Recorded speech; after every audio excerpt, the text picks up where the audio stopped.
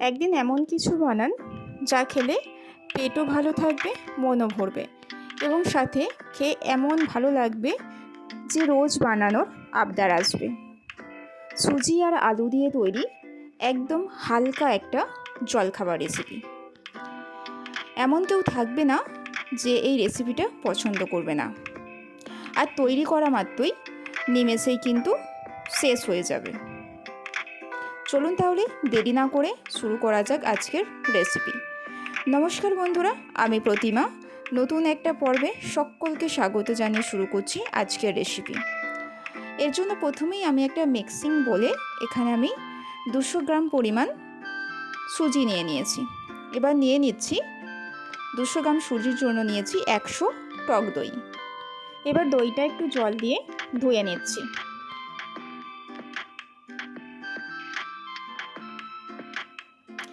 দিয়ে দিচ্ছি স্বাদ অনুযায়ী নুন। দিয়ে দিলাম 1 চামচ পরিমাণ সাদা তেল। এবার ভালোভাবে সুজি আর দইয়ের মিশ্রণটা কিন্তু ভালোভাবে মিক্সড করে নিচ্ছি।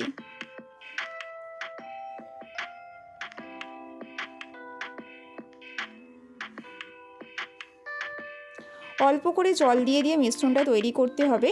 বেশি জল কিন্তু একেবারেই দিলে হবে না।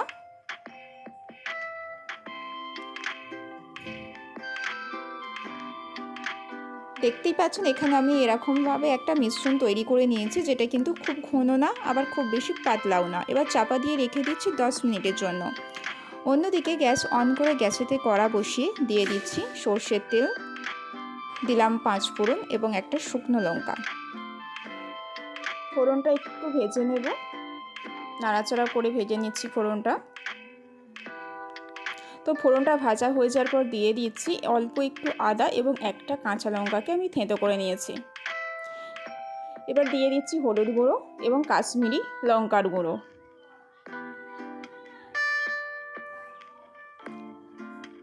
তো মশলাটা একটু ভালোভাবে একটু ভেজে নেব।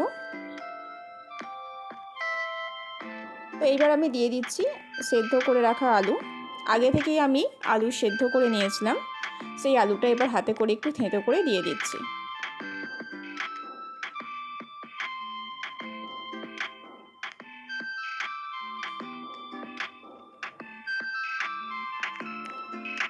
তো আলুটা আমি থেঁতো করে দিয়ে দিয়েছি, দিয়ে এবার ভালোভাবে এটা মিক্সড করে নিচ্ছি মশলার সাথে। একটু টাইম ধরে মশলার সাথে ভালোভাবে মিক্সড করে নিতে হবে, একটু ভাজা ভাজা করে নিতে হবে। দিয়ে দিলাম স্বাদ অনুযায়ী নুন এবং দিয়ে দিচ্ছি ধনেপাতা কুচি।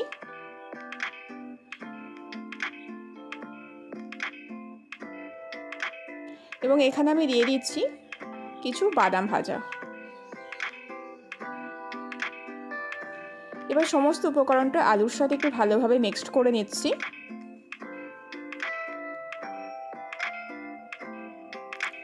সবশেষে দিয়ে দিচ্ছি 1 চামচ পরিমাণ চাট মশলা। তবে এটা সম্পূর্ণ অপশনাল, আপনারা যদি না চান নাও দিতে পারেন। আমার ভালো লাগে চাট মশলা দিতে যে কোনো মশলাতে, তো আমি যে কারণে অ্যাড করলাম, আপনারা নাও দিতে পারেন। অন্যদিকে দেখুন এখানে মিশ্রণটা রেডি হয়ে গিয়েছে আমার। 10 মিনিট রেস্টে রেখেছিলাম, তারপরে দেখতেই পাচ্ছেন সুজিটা কিন্তু ভালো রকমভাবে ফুলে গিয়েছে। তো এবার দিয়ে দিচ্ছি এখানে 1/2 চামচ পরিমাণ বেকিং পাউডার এবং 1/2 চামচ বেকিং সোডা দিয়ে ভালোভাবে মিশ্রণের সাথে মিক্সড করে নিচ্ছি। দেখতেই পাচ্ছেন এখানে আমার মিশ্রণটা পুরোপুরি রেডি হয়ে গিয়েছে। আর ঘনত্বটা ঠিক এরকম হয়েছে, দেখতেই পাচ্ছেন। ঠিক এইভাবে তৈরি করে নিতে হবে মিশ্রণটা। অন্যদিকে আমি একটা থালা নিয়েছি, থালাতে দিয়ে দিচ্ছি সাদা তেল। এবার একটা ব্রাশ দিয়ে থালার চারপাশে কিন্তু ভালোভাবে তেলটা মাখিয়ে নিচ্ছি। এবার যে মিশ্রণটা রেডি করে রেখেছিলাম মিশ্রণটা দিয়ে দিলাম। দেওয়ার পর থালাটা কিন্তু একটু এইভাবে ঠুকে দিতে হবে, যাতে ভিতরে যদি বাষ্প থাকে যাতে সেটা বের হয়ে যায়। অন্যদিকে আমি গ্যাস অন করে গ্যাসে আগে থেকে কিন্তু আমি একটু জল গরম করে নিয়েছি। এবার থালাটা কড়ার মধ্যে দিয়ে দিলাম, দিয়ে ঢাকা দিয়ে রেখে দেব 10 মিনিটের জন্য। মিডিয়াম ফ্লেমে রেখে দেব 10 মিনিট। তো ফিরে এলাম 10 মিনিট পরেই। দেখতেই পাচ্ছেন খুব সুন্দরভাবে কিন্তু তৈরি হয়ে গিয়েছে। হাতের মধ্যে একটু লেগে যাচ্ছে না। আর থালাটা কিন্তু আমি গ্যাস থেকে নামিয়ে অবশ্যই ভালোভাবে ঠান্ডা করে নিয়েছি। তো ঠান্ডা করে নেওয়ার পর আমি এবার কেটে নিচ্ছি। অবশ্যই আমি আমার পছন্দ মতো সাইজ করে এখানে কাটছি, আপনারা কিন্তু আপনাদের মতো ছোট বড় করে নিতে পারেন। এবার দেখতেই পাচ্ছেন কত সুন্দর উঠে যাচ্ছে পিসগুলো। যেমন নরম, খেতেও কিন্তু ঠিক ততটাই সুন্দর তৈরি হবে এই জলখাবার রেসিপিটি। এবার আগে থেকে যে আলুটা রেডি করে রেখেছিলাম তা থেকে একটু করে আলু নিয়ে নেব, নিয়ে হাতের মধ্যে দিয়ে একটা চৌকো শেপ করে নেব। ঠিক এইভাবে চৌকো করে নিতে হবে।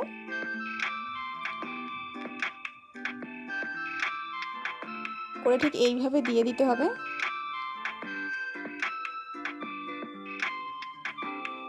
দিয়ে তার উপরে আর একটা পিস দিয়ে দেব, দিয়ে ঠিক একইভাবে সবগুলোকে আমি তৈরি করে নেব। তো আরেকটা আপনাদের দেখিয়ে দিচ্ছি কিভাবে করছি। তো একটা পিস নিয়ে পিসের মাঝখানে ঠিক দিয়ে দিতে হবে চৌকো সাইজ করে। তার উপরে আরেকটা পিস দিয়ে একটু হাতে করে আলতো করে চাপ দিয়ে দিতে হবে। তো অন্যদিকে আমি গ্যাস অন করে গ্যাসেতে কড়া বসিয়ে একটু তেল ব্রাশ করে নিলাম, নিয়ে এবার একটা করে দিয়ে ভেজে নেব। আস্তে করে হাতের করে একটু উল্টে দিতে হবে। ঠিক এরকমভাবে লাল করে একটু ভেজে নেব। ঠিক একইভাবে সবগুলো আমি তৈরি করে নিয়েছি। দেখতেই পাচ্ছেন কত সুন্দর হয়েছে। দেখতে ঠিক যতটা সুন্দর, খেতেও কিন্তু ঠিক ততটাই সুন্দর লাগবে। এইভাবে একবার তৈরি করে দেখবেন, ছোট বড় সকলেই কিন্তু চেয়ে চেয়ে খাবে। এতটাই সুন্দর খেতে এই জলখাবার রেসিপিটি। যদি ভালো লেগে থাকে অবশ্যই লাইক করে পাশে থাকবেন।